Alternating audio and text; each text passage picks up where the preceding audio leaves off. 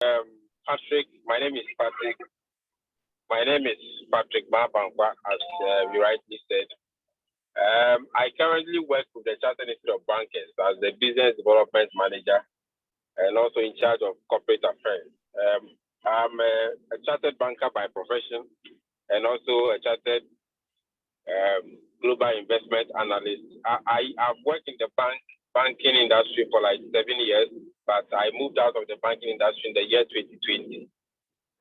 My last role in the banking field was a branch manager at Omni Basic Bank after I worked in also GT Bank for a number of years before joining them. So I'm married with two kids. I'm very passionate about the topic savings, investment, financial freedom, financial independence. I started with texting that in WhatsApp groups that I was sending the messages. Then I also transferred that to Facebook. That was the year 2017. Until I started my channel 2018-19 thereabout. And I've so far produced about 50 videos and counting on various topics. About half of that has to do with the savings, investment, and all that. Then other aspects tackles on business, how to structure your business, how to formulate business ideas. Because of my experience in the bank, I dealt with a lot of businesses. So I gathered a lot of information and wealth of knowledge from businessmen, established ones, those that failed, lessons and all that. So I try as much as possible to translate that into ideas for people who want to enter business and do. So that's what my channel does. I'm also an author. I've published more than 50 articles in the Business and Financial Times, and I have my own blogging site, which is CD Blog. I have more than 70 articles published also on my blogging site, and I'm also a Christian, deacon in my church. So that's basically a summary of who I am, if that's what you ask. That's awesome. That's exactly a great profile there when it comes to the industry, somebody who is talking to you about money, somebody who has said it all. In fact, the last time I took a picture of you, you were being interviewed on a financial topic by Metro TV. And I happened to be at work and I took a picture and I sent it to you. And that's yes, you share some vital stuff. And what exactly would you tell a youth? We have a lot of youth on this call. In Ghana or wherever is watching, you have some gentlemen from Nigeria as well on the call, and then Cameroon. What is an extra income, or let's say, yearly? Okay, so for me, an extra income is like having something on another thing. So let me start from that angle. You cannot have an extra income if you don't have an income. So if you are a youth and you are listening or you are watching us on YouTube, on Facebook, on the Zoom call itself, when we talk of extra income, is that income that you earn on top of your mainstream income. And thankfully, God in his own wisdom has blessed every human being with the same number of hours a day. Some way, somehow, within the same hours of numbers, the same number of hours a day, some people are able to do more in terms of income streams than others. Then that should tell everyone that it is possible to do more than whatever you are doing today with the same condition that others are also going through. So if you have one line of income, that is just your line of income. And that line of income, if you don't get an extra, another line, chances are that, as my good friend Paul Mande always says, you are just a one shock away from becoming poor. So that is what we mean by extra income. Having something on top of another thing, having another line of income in addition to your mainstream income line. Okay, so you have an income. That's my understanding. And you need to have an income to have an extra income. You need to have something before you can have an extra other. Okay, solid. So exactly. What do you think? Like you said, in 2022 is a year for us to get our financial goals straight. Why is it that a lot of people are crying that there's no job? Apart from jobs, what are some of the chances, or what are some of the ways do you think currently in Ghana and in Africa, some of the ways you think you can advise somebody you cannot give a job to leverage on to at least create that first income before we talk about an extra income?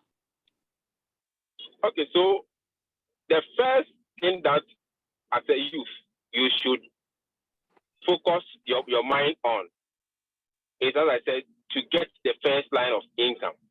Yes, things are really tough in terms of job opportunities. But you and I know that no government anywhere in the world will be able to create job opportunities for every individual. What government upon government will try to do is to create enabling environment for people who have business ideas or think they have business ideas to venture into spaces that they can create wealth for themselves.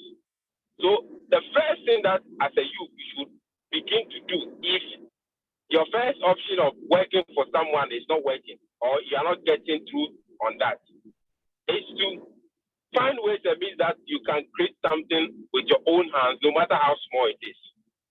Now, how do you create something with your own hands? That's where business idea comes in. Many people have business ideas.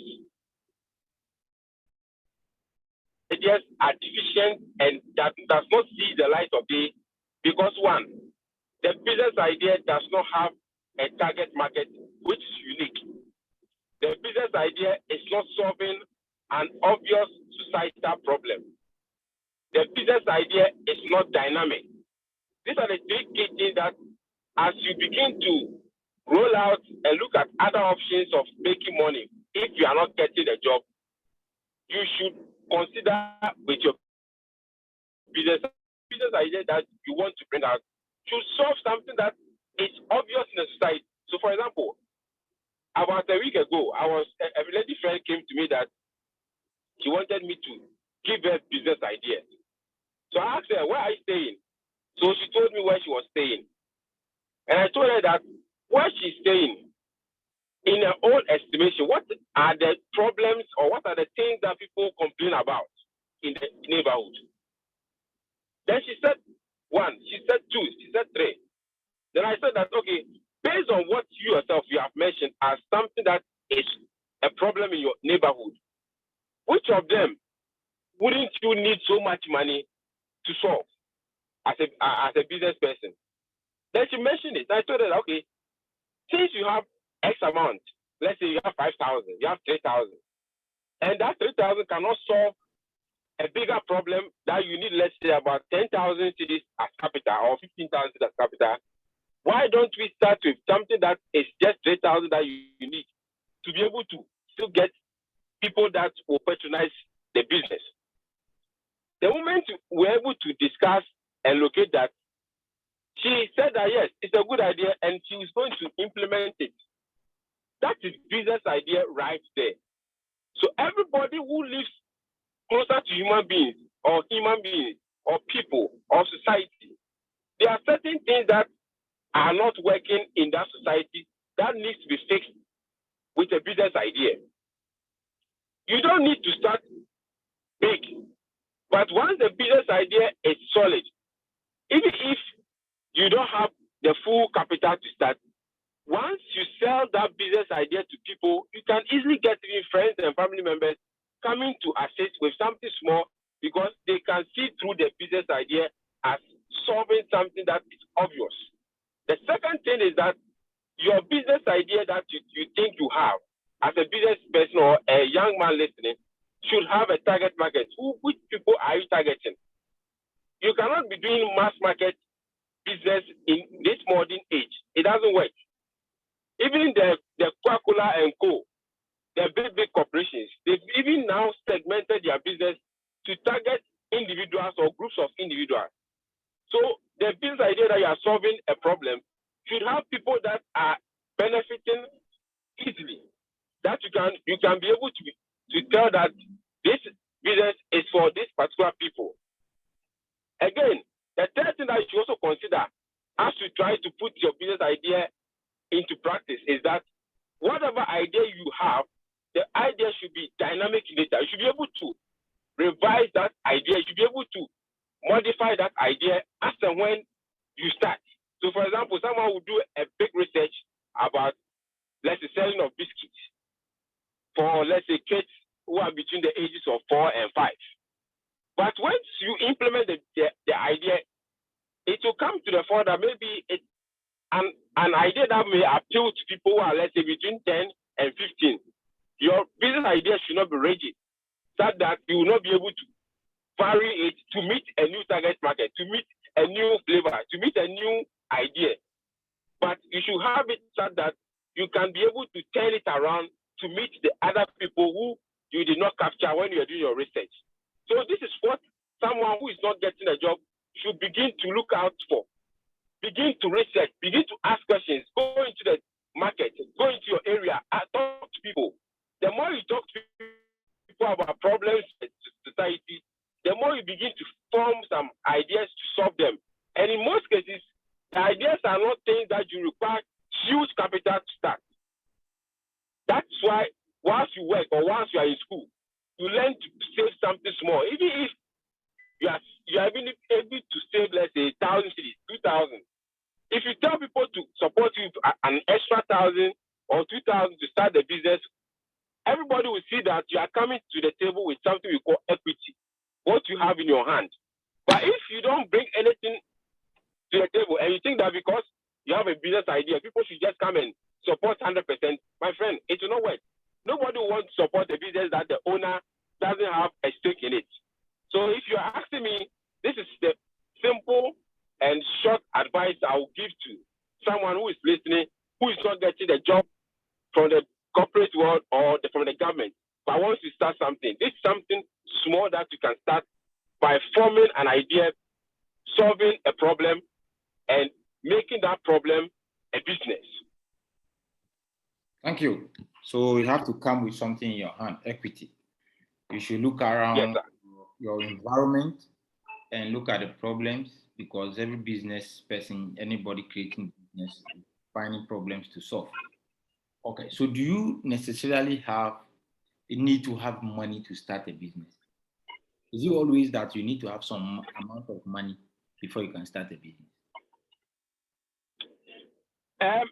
It's not always the case that you need or you will have that amount that you need to start the business, but it is always good for the purposes of partnerships, for the purposes of sponsorships, for the purposes of getting even loans from banks to support your business. Sometimes people are into, let's say, contract businesses where they get a contract, they get the money, for example, supplies. So you get a contract to supply a company that will pay you less in a month's time. Computers. Of course, you will need people to support you. If you have your own money, you buy the computers and supply it for them to pay you. Or you also have some money, people will top up. But if you don't have anything in such a business, for example, this contract, it's very difficult for people to just come in and give you 100%. Of course, the business idea may be good, but if you also show commitment with something that you have, it makes anybody that is coming to support your business also have confidence in what you are doing. Because if I want to support you and I know you are coming to the table with something, it gives me so much confidence for me to know that you also feel a part of the business. Otherwise, then people would think that, okay, it's an idea. Let me put my money into it. If it collapses, the owner doesn't suffer. So that is the kind of thinking people who have money and they want to support businesses also go through. They go through the brain and say that, oh, these people, it's just an idea they are selling. They don't have a stake in the business. So if the business collapses, they don't feel it. So to answer your question, it is not always the case that you need money to start a business, but it's good if you have it. It gives you leverage over someone who does not have anything at all in the business. Okay. So what if, let's say, I'm asking this question for someone who couldn't join the call, but said that I just graduated from a university, look for job,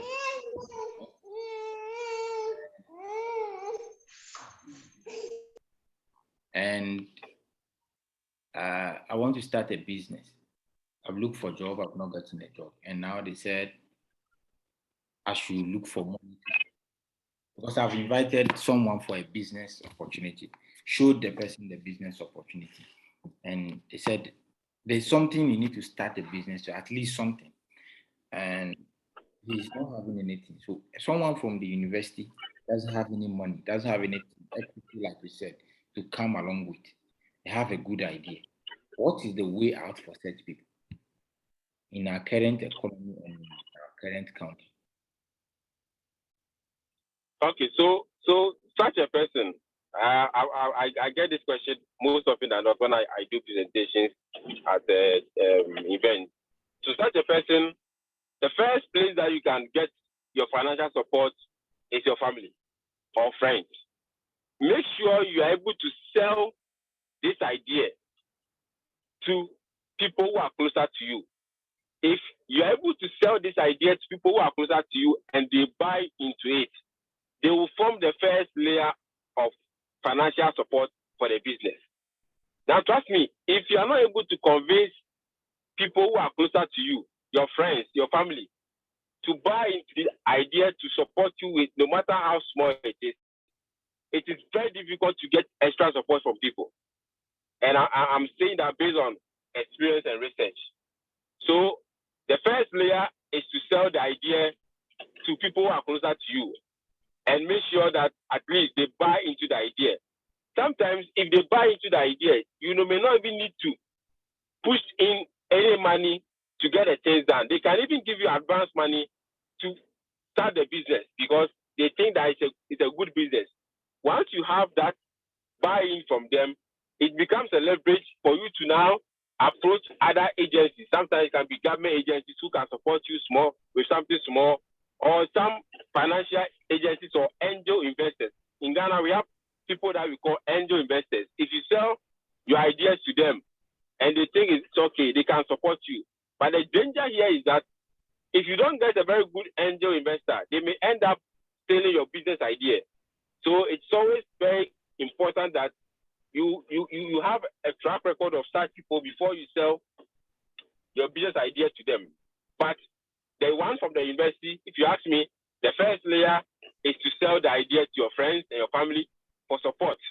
And once they buy into it, it becomes a springboard to zoom into other areas, if not the government agencies who can support you. Because I know friends who also got support from some of these government agencies, no matter how small it is, it was able to help them to start the business. So you can also get support from that place. But the first layer should be your family and your friends. Okay. The first layer, your family and friends. But some other people also have experience with them. Their family rather will disappoint them, will bring them down, will discourage them, and they'll keep telling them to keep going to look for jobs. That's a topic for another day. Now, why do you think a lot of young people every day we see them starting businesses in Ghana specifically, and those businesses don't even last? Let's say five years, you won't see them. Even 1 year, some don't last. What is that? Is it just the economy? Is it something they are doing wrong? Is it the platform? Is it the industry divest into? What exactly is killing most of the young businesses in our country, with your experience, with your researches, your economical ideas? What do you think so? So that what are some of the red flags Okay. we're supposed to be looking at when we are starting our own business? Okay. So from my experience, I even did an article on this some years back. From my experience, the number one reason why most businesses do not see the light of day after some time is planning. Most of these businesses have business plans that they use or they prepare to start their business. But once the business starts, most of them, some way, somehow, do not follow through. They do not follow through the business plan because of ideas that or people that they meet along the line who try to convince them to change whatever they are doing. Again, another reason why most of these businesses do not see the light of day is because we don't build a team around the business. Most often than not, the business is all about one person running the business. And if you do a business like that and anything happens to you, you become weak, you are not getting new ideas, it means that the business is suffering. So you need to also learn to build a team around your business. Another reason why businesses also do not see the light of day is because of what I term as abnormal search for profit. Now, let me tell you, if you're a businessman and you want to become rich within, let's say, the first 2 or 3 years of your business is not sustainable. So most of these young people start business, then the model that they use in starting the business, they begin to expand the model. They begin to charge abnormal prices because they are competing with some big guns and they want to be like the big guns. So they end up diversifying even their portfolio. So you start small doing one business, then by the time you realize, because they think other established businesses are also doing something, they end up following after what the established businesses are doing. Then they lose focus, and by the time they realize, they've lost a lot of their capital to other ventures. So that is also another reason why most of these businesses do not see the light of day. And finally, another reason why most of these businesses suffer a lot is sometimes because of governmental policies. Some government policies sometimes erode the profit of these young people. So for example, if this young man is into the issue of importation and the city depreciates over a period of time, by the time you realize your capital also will be eroded. So that's also another very important factor that causes some of these businesses not to see or progress after maybe 5 years or so. But if you take out the external factors out of it, most of it are not, it is within the issues that are taken within the first 5 years, which are not favorable, leads to the business going down or suffering. Okay, so team building. People are doing it alone. Lone rangers don't go far. And new ideas must come on board at any time, at any point in time. Abnormal prices and profit margins. So people start business today and they want to climb up to the roof tomorrow next to kill your business. Now, one very funny thing I personally see among the youth is that apart from we all having a job mindset, I always tell people, if you have a job, fine. Even if you have a job, that's dangerous. So the next question will be for my fellow employees. I'm also an employee. I am privileged to have a job, but I don't joke with my extra income when it comes to finding something to do. I can lay my hand on anything and sell at any time to do business with. But I'm an engineer. And one thing I found among with the youth is that we think that there's some magic. We think that there's some pill somewhere. You just go to somebody and they will give you to swallow. And then the following morning, you make 10,000 Ghana cedi a week, 2,000 Ghana cedi in the next 1 hour. A lot of people keep asking me, show me the way. It is not about showing you the way. I always tell people, ask, what should I do to get this and this and that? And most of the people around us, I can categorically tell the people that if I see your movement, if I see how you behave, how you talk, your perception about money, opportunities, I can categorically say if you've never changed, if it is going to remain the same way, you'll be broke for the rest of your life. You don't need a prophet to tell you. You don't have money in your pocket. The next thing to think about is to go and buy something, change your shoe, your food, your look, your attire. You'll be broke for the rest of your life. You don't come to me, give you opportunity, go to Mr. Patrick, give you an idea to go and push, and then all of a sudden you go and sleep thinking that there's a better way, there's a shortcut, there's a simpler way. There is no simpler way. What I know about money is that to make money is hard. My late father always said, money is like the hair in your nose. If you are pulling it, it's very painful. It's very hard. I have over 7,000 contacts on my phone. I'm a networker. I do network marketing, and I connect with a lot of people every day. I've shared this link to people, especially people who are not even in my network, people who don't do business with me, who keep disturbing me that, is there any other way? Should I find a way? Other employees? I've shared this link with them that come and listen to somebody who is far, far ahead of you and I in this game. Just on WhatsApp alone, I have 7,000 contacts.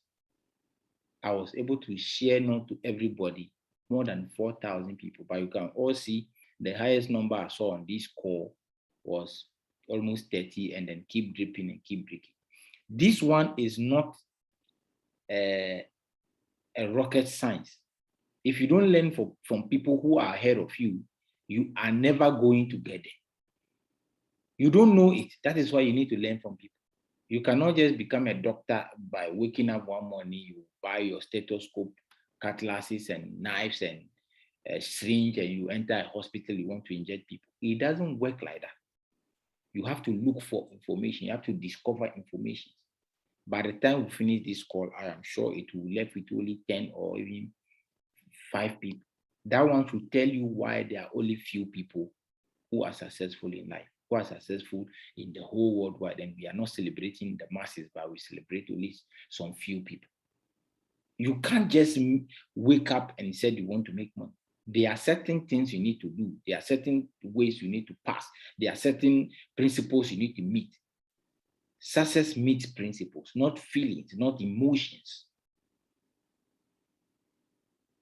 Mr. Patrick, once again, for my fellow employees, why do you think that a lot of employees keep saying that I don't have time, but yet they are wishing, they are praying in church for God to give them millions of dollars? What should an employee do with his time? How would he or she strategize their time to be able to at least create certain way for themselves and make extra income? For my okay, so it's a very important question that you're asking, and once again, is one of the commonest questions that I get whenever I go to make a presentation. You see, we should understand that nobody has time. Nobody has time. And if you think time is available to certain people and not you, then you continue to be at where you are. No one has time, but we create time. And why do you create time? You create time for valuable things. You create time for valuable things that will add value to your life. Let me just give you an example. Since 2019, 2020, heading towards this year, there are a number of people who work in the bank who use their cars that they are using, which is most often than not their staff loans, as Uber after work. So they close at 5:36, and they do Uber for, let's say, 2 or 3 hours, and most of them get home around 9. Not because they close at the bank late, but because they have made up their mind that 2 hours after work, they will use it to make, even if it's 100 cedis they are making a day, and they decide to even save 20 cedis or invest 20 cedis out of the 100 cedis they are making. In the next 10 years, the money that they will have been able to accumulate can make them go on early retirement and even start their own business with that as capital. So it's a decision that they've taken, that they are going to find ways and means to make money. Most of them are not. The 24 hours that God has given to us, we use 8 hours to work. So from 8 in the morning to, let's say, 5 p.m. Sometimes you go extra. You also use about 8 hours to sleep. But the question I need to ask you this evening is that the remaining 8 or 7 hours, what are you doing with the 8 or 7 hours to create another line of income for yourself and your family? Weekends, what are you doing on weekends to create extra income for your family and yourself? You said that, okay, well, the family needs you. You need to be with the family. But the same family, if you're not able to create another line of income and you lose your job, have you thought of how you're going to look after your family? Have you thought of what you're going to do to make them comfortable? That should scare you than making some sacrifices on weekends to earn extra income. You may have your master's, you may have your degree. On weekends, there are a lot of weekend schools around you. Have you thought of going to teach over there? Even if they are paying 200 cedis a month, that 200 cedis a month can do something or solve a particular thing in your life. But we most often than not want comfortability, want to be comfortable. If you choose comfortability, then my friend, you should not be complaining about money. Because those that we say are rich, they don't sleep. They do multiple jobs. They create time to do multiple jobs. It is something that they are doing consciously. Any money should be done consciously. It should not be an afterthought. You should begin to say that, okay, I have 24 hours a day. What kind of jobs can I do looking at my tight schedule? What other online business can I run? What other things can I sell? What supplies can I do in addition to my work to give me extra income? You have to plan and think about it and implement it. It's a conscious thing that you need to put out. It should not just be about, okay, this month I feel like, okay, let me go and take bottles or, let's say, water and supply it. Next month, I will not do it because I don't have time. No, it is something that you should plan and do it consciously. We all don't have time. But the key thing with time is that you create time for things that are valuable. That's the key thing. You create time for things that are valuable. Since you want to create extra income, you create time to do things that gives you extra income. And that is where the business idea comes in. And that's what we call the side hustle. Side hustle is not easy, but it is worth it because you want to be comfortable for yourself. As I said, if your only source of income is one, you are just one decision away from poverty. So that should scare you than being comfortable in whatever you are doing. If you have only one source of income, ladies and gentlemen on this call, we are now 23. I think let's assume that the network is disturbing people from not joining. So one thing I want you to capture right now is, if you are having only one source of income, according to Mr. Patrick and the principle, you are just one decision away from poverty. Like I always say, be angry in your spirit. You have to be more mad about poverty, against poverty. Anywhere you see, some of you here, apart from reading your manuals in school, you pass your exams, you've never read anything about money. You've never read any article about how to save savings. You don't even know what is debt. You don't even know what is dividend. You don't even know what is profit. You don't even know what is wages. But we are all in the church praying to God, having this prayer topic of becoming a millionaire. How can you be a millionaire if you don't have what it takes to do what? To manage your own money, to even make the money, to keep the money, to multiply the money, to put that money to work. So that's my passion. Some people ask me, Charlie, how do you have time? Like he said, Mr. Patrick said, everybody's having 24 hours. You go home and you sleep. You go home and you sleep. You go and watch. It was 7 o'clock. I know some of the people didn't join this call because Manchester United is playing football. Gone were the days where we are passionate about those things. And then we realize that no, we can't continue like this. Prioritize your time, prioritize your routines. We go to work, we close. After you close from work, what next? The people you think you are running to at home, your kids, for the love of those kids, you have to rather be hustling for a side income. That is the only way their future can be secured. Ladies and gentlemen, once again, thanks so much for being on this call. Mr. Patrick, my next question is, can someone who can say, a lot of people say, I can't sell. I don't like selling. I hate sales. Can they start a business? Those people do business? Yes. If you hate to do something, that is a motivation enough for you to learn how to do it. And that's why I always tell people, if you think something is your weakness, that should motivate you to work on it.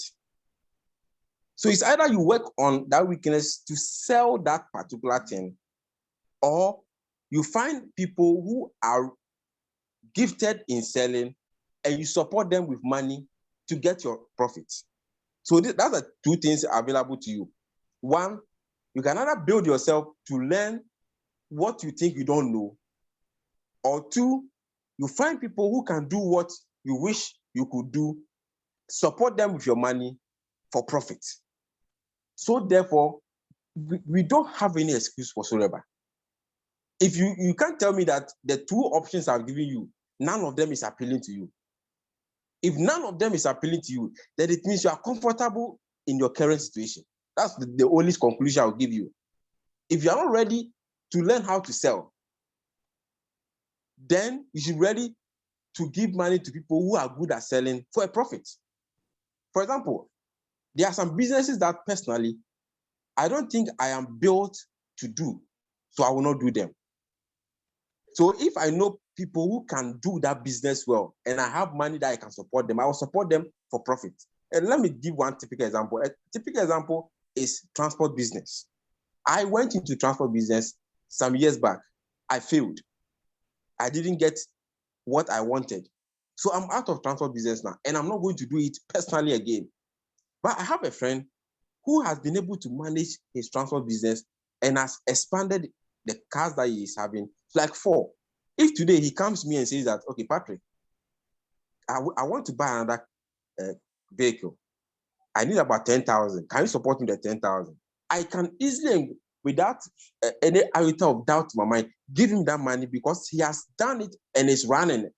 Even though I'm not going to do it personally, I'm giving him that money because he's going to be paying me based on what I've seen from him.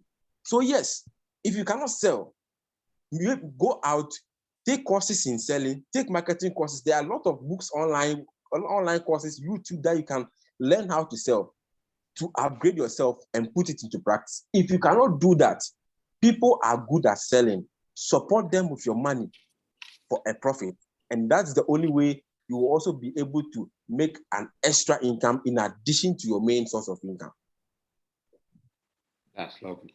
Something you cannot do. If you can support the people in that area, support them.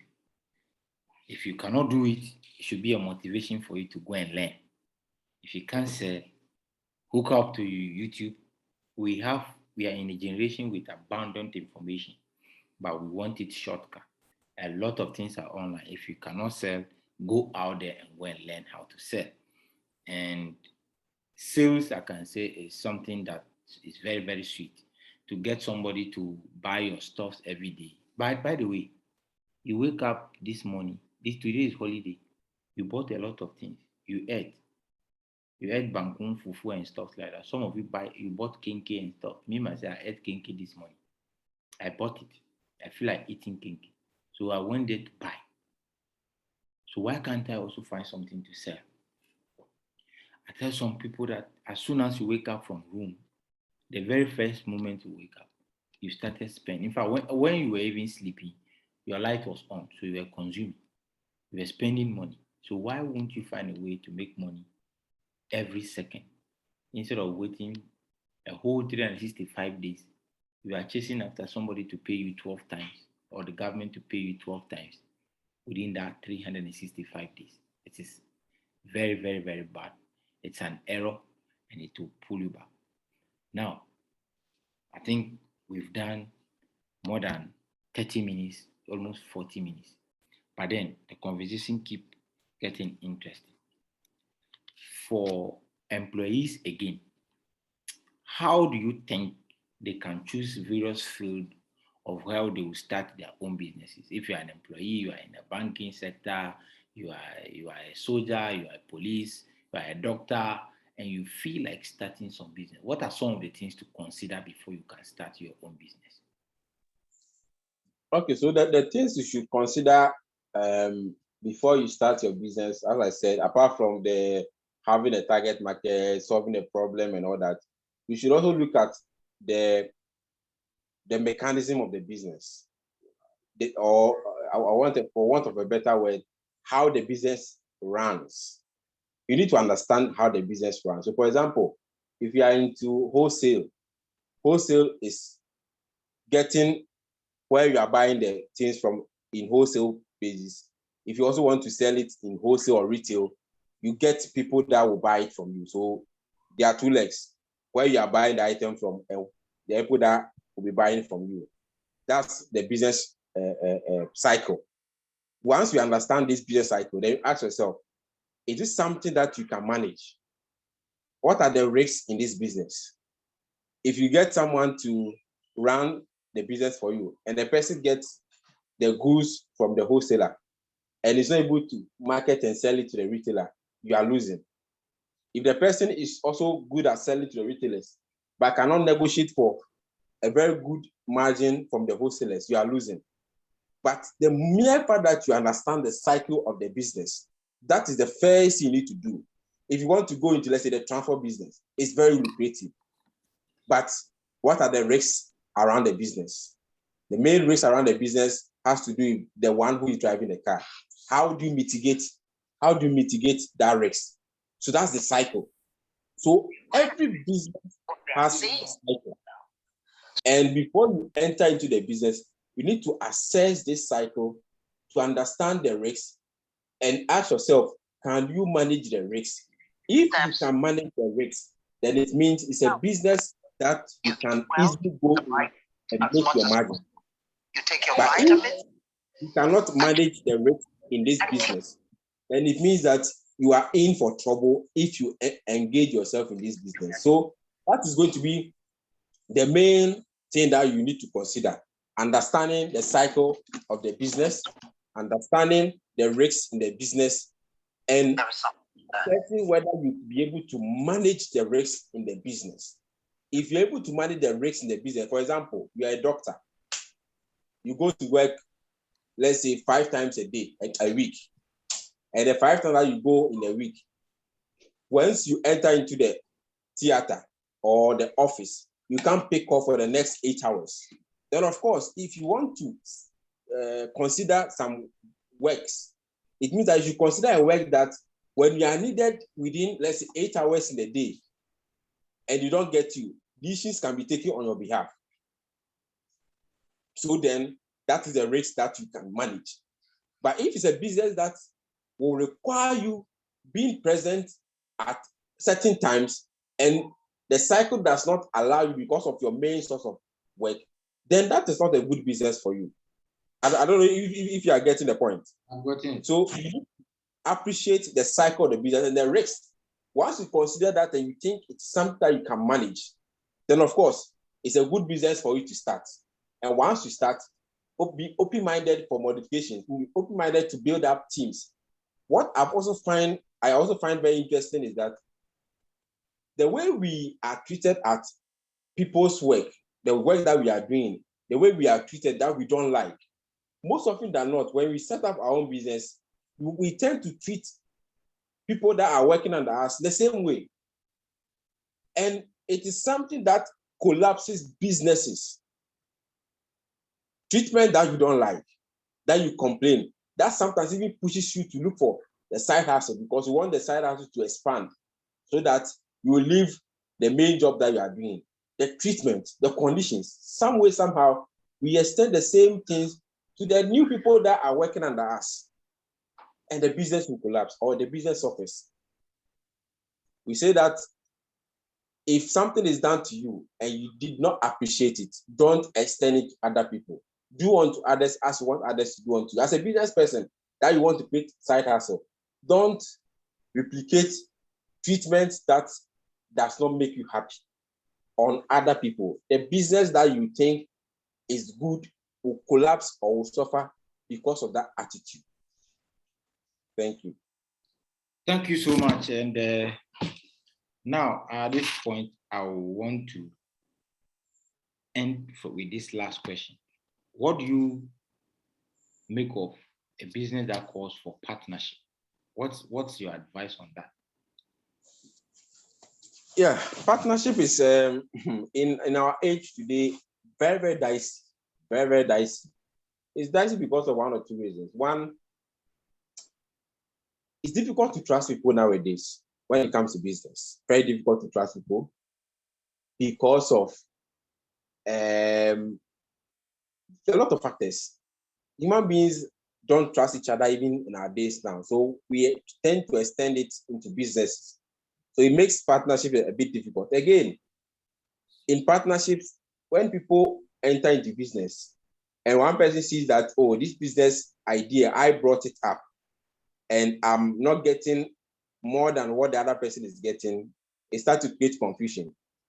But with that said, I still think that most of the great businesses on this earth are businesses that are run on partnerships. The way to go our partnership is to have written document from the onset. You need to get written document from the onset as to each person's stake in the business.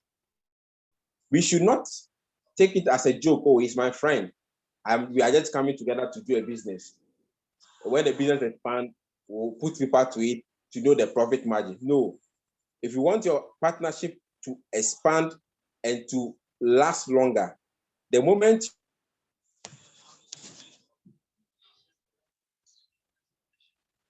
Hello? Hello?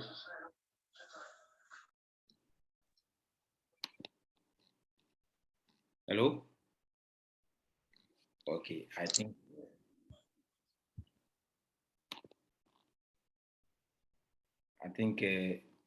network. But then if you are here, okay. If you are here, if you can hear me, just let me know. For as we wait for him to regain his network back, we are almost finishing. Ladies and gentlemen, it's a nice conversation. We need to have this conversation on and off. And if you have money, if you make money, you should have to put your money to work. And like he said, if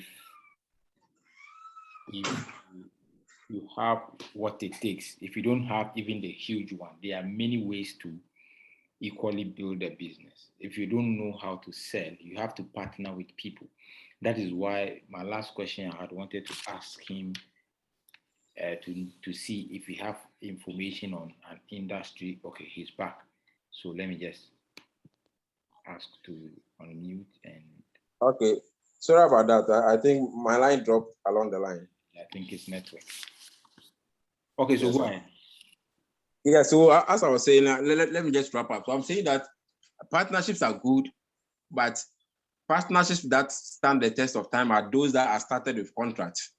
So you need to set out a contract on that will clearly spell out what each person is doing, how profit is going to be shared, so that from the onset, people understand their roles in the business.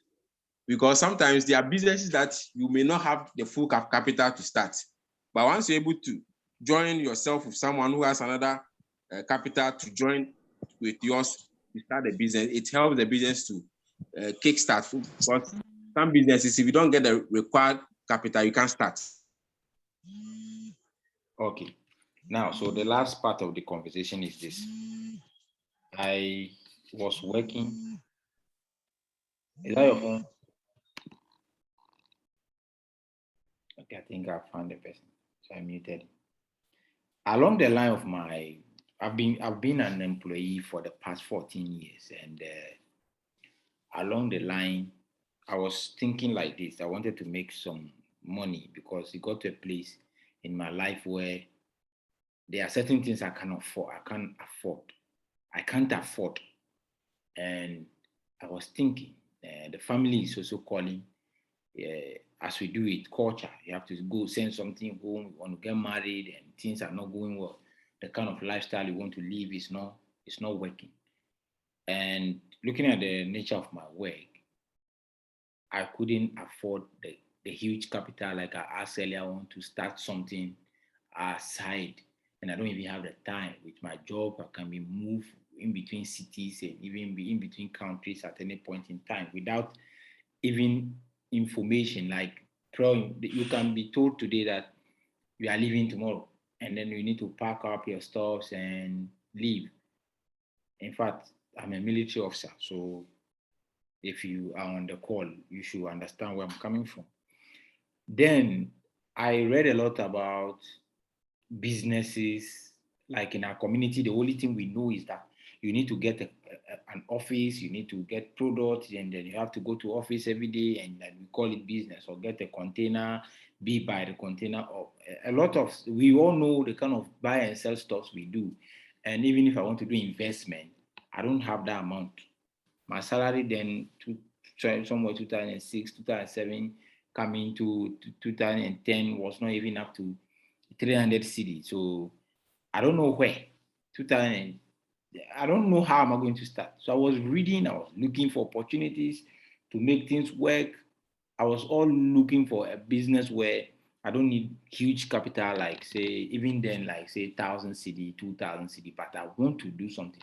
I have the will to make it work, and a business that will not demand me to get an office, to go to the registrar general myself to do it. So I was looking for partnership with something that was already existing.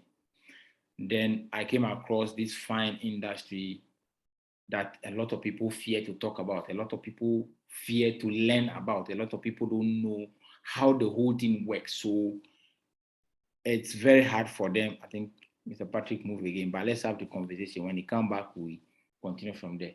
And to everybody on the call, this is the industry where a lot of people fear to talk about. But my personal testimony to everybody on this call is that I didn't have the capital and that financial muscle. I don't want to go to the Registrar General Department to go and queue. I don't even have the time. But the only thing I had was the will, that little token. And then I was ready to learn from people who are already ahead of me doing the same thing. And then I will now step out of my comfort zone to talk to people about it. So I just had a firm, a company registered already, product already approved by FDA. And then all I need to do is pick this product, use it, get how do you call it, testimony from the product, health base. If it is good, I use it, and then I'll now start telling people to use this product. And it was paying me little by little, and it turned to something huge. And that industry is where a lot of people don't know. So people think that if they hear about multi-level marketing, something you need to refer somebody to use product that we already do. Imagine I sent you a link, you sent to somebody to join this call. That's a referral. Imagine you wear this cap and it's nice. Somebody say, where did you get it? And then you refer the person to me to come and buy. That's referral. But in a traditional way, you will not get paid. But in our way, in a system that I found, you will be paid. Multi-level marketing, which changed my life, that I always tell every employee to consider. Even if you are right from school or you are already in school, you are yet to finish, and you have little amount, instead of it to play bet with, you can equally start. And what this industry did to me, profession did to me, It's not just only the money. The money is just a tool. Without that industry, I wouldn't have be able to have the courage to approach Mr. Patrick for us to be here having this conversation. This industry gives you courage. It teaches you how to move out of your comfort zone, to step out and learn how to sell, how to market, how to manage conflict within people, how to put team together. Like Mr. Patrick said, there's no business you are going to build that will take you far if you don't have a team. It will collapse. New ideas come every day. People use new product every day. People want products that are working every day. So this industry gives me, in fact, gave me the idea, gave me the sharpness to look out for people, and then I'll go around looking for people suffering for certain problems or have certain problems that they are looking for solution to, which I didn't attach abnormal prices to, like he said. And it keep changing my life day by day, day by day. It gave me the freedom to see the world, to meet people who I couldn't have met if I was sitting in my cubicle as an employee. Ladies and gentlemen, Mr. Patrick, once again, with your experience, I know you've come across a lot of multi-level marketing. People call it network marketing. People call it, how do we call it? A lot of names, plenty names.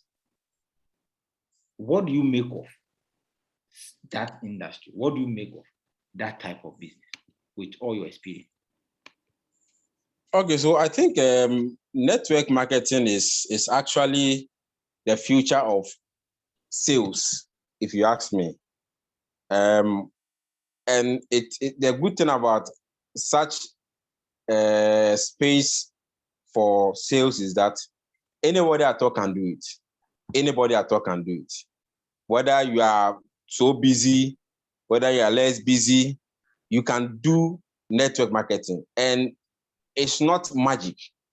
It's just letting other people know about the product that you are selling, and they also telling others for them to know about it. The more it expands, the more you also benefit from it because people are buying the product. And you see, the good thing about it is that it's not like an item that is of no value.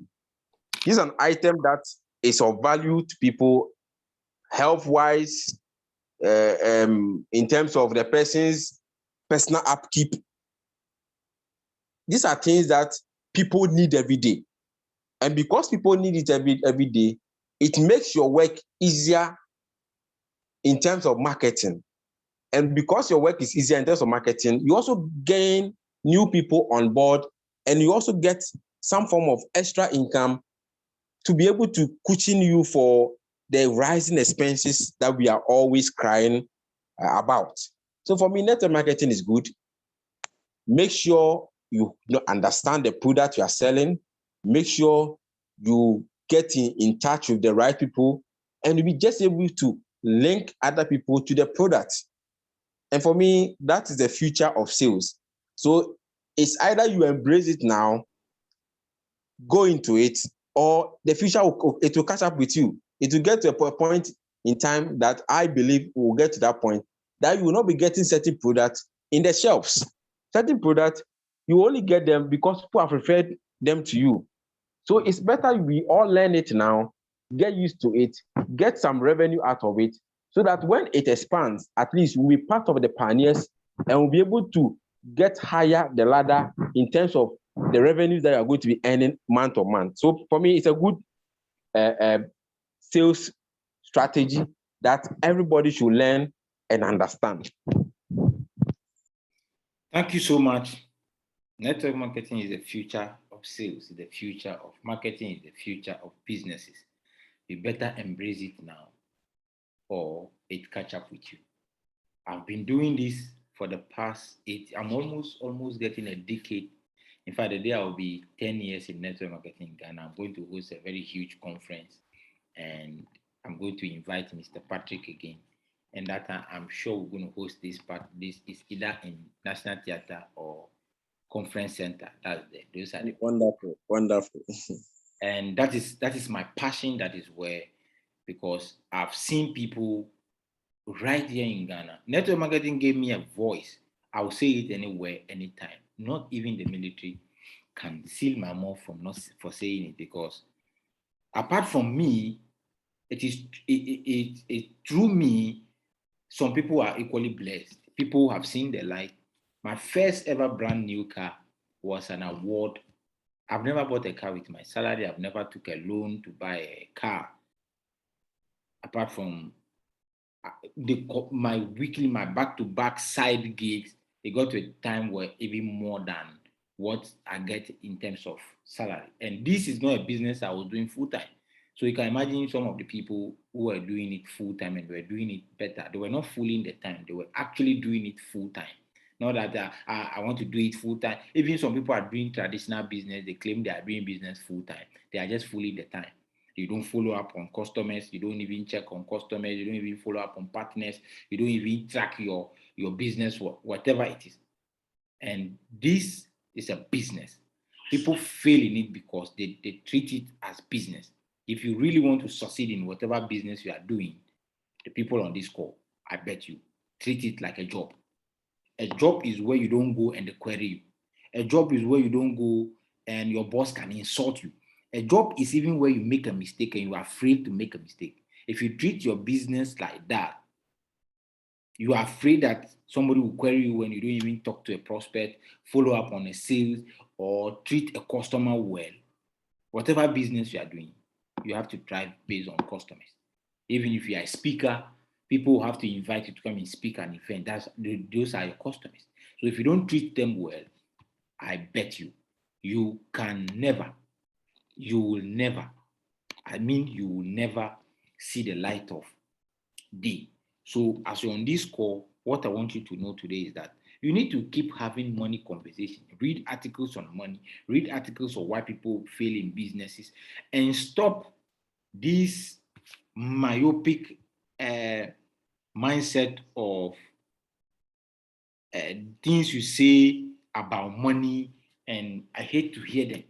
People keep saying that I don't have to make enough money. Why? You think making money is because of you alone? It is better to be poor and happy than rich. Who told you rich people are not happy?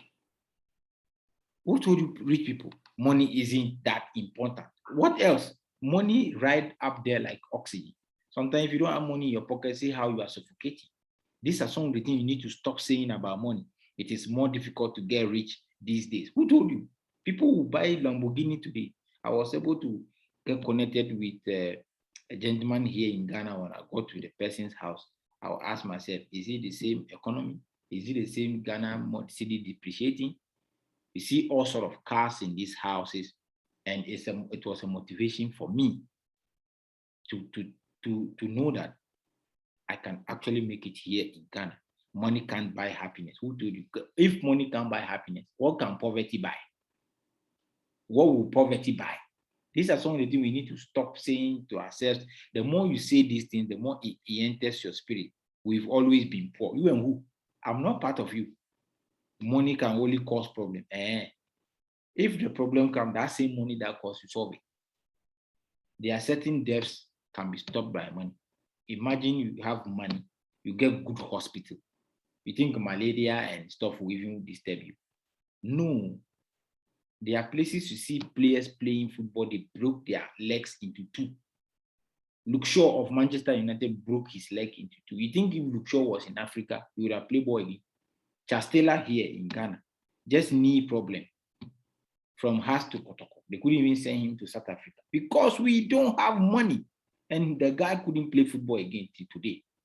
I just gave you some few examples. You have to know that money is good. And then you have to stop saying nonsense things about money. Get it straight. It is very, very important. I guess some people will say it is not possible to make such amount of money.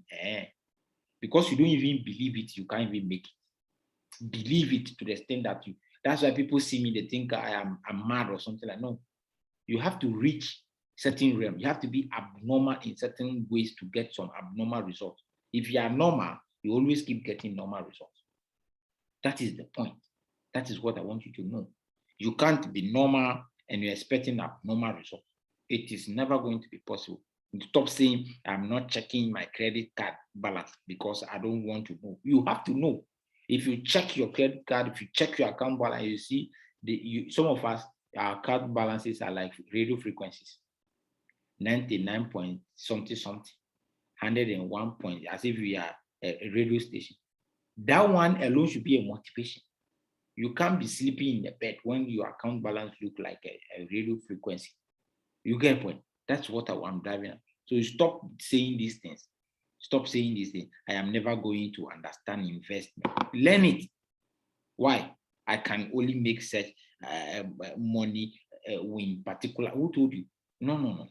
Don't be saying that money don't grow on tree. Money is evil. Money is the. If the thing is evil, how would it now come to you? Ladies and gentlemen, I won't talk too much. Once again, Mr. Patrick, in fact, this is an intro. This is just to try our voices on Zoom and stuff like that. We are going to be doing massive things in the future. People like you, the youth of Ghana need you, Africa need you. So when we combine our efforts, we ensure success. That is a motto for efforts-based Accra. Combine effort, ensure success. That's a team building spirit. So if you cannot combine efforts, we cannot make it to the top. To all those who came and left, we appreciate. Those who are still online, we appreciate. God bless you all for coming, Mr. Patrick. God bless you so much. And we are looking forward to have you again at this time. Maybe when we are having our big events. I have a very huge team, and I'll be calling you for us to do some corporate trainings in the future. And kindly send me your office location, and then I will pass through the office officially so that we can have a one-on-one chat and we'll see the way forward. We really, really appreciate your time. Brood It for a Purpose is here. Romeo is here. Edem is here. Moses Selu is here. Hey, Francisca, today, hey, rain will fall. Francisca, Anka is here. Naomi is here. Mohammed Benji is here. Hakim is here. Brother Gage is here. Some of you are using phone names. So Cecilia Teko is here. I appreciate all of you and our speaker for the day. God bless you. God bless your family. And certainly, God bless your dreams. Have a beautiful Amen. Amen. Enjoy the rest of your holidays. Thank you. God bless you too. We are grateful. I appreciate you. You can all mute your thoughts and say a word. Thanks, leader. Thanks so much. Brother Gage, where are you speaking from? Mauritania.